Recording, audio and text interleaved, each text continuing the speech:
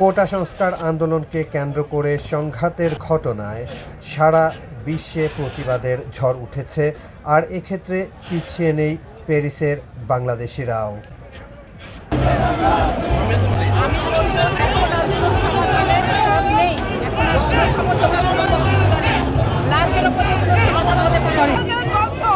আমরা বন্দি না, বুঝিয়ে দিতে হবে এই বাংলাদেশে আমরা রেমিটেন্স যোদ্ধা, এই প্রবাসী থেকে আমরা প্রতিবাদ করতে পারি। এই সন্তানের লাশ আমরা আর চাই না।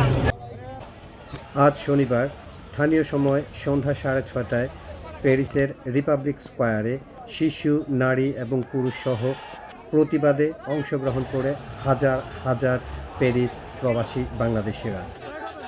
এ সময় বিভিন্ন প্রকার ব্যানার এবং ফেস্টুন হাতে এই চত্বরে মিছিলে অংশগ্রহণ করে প্রতিবাদী প্যারিস প্রবাসীরা। প্যারিসের রিপাবলিক চত্বর থেকে Abu maroon, Scott Asia TV.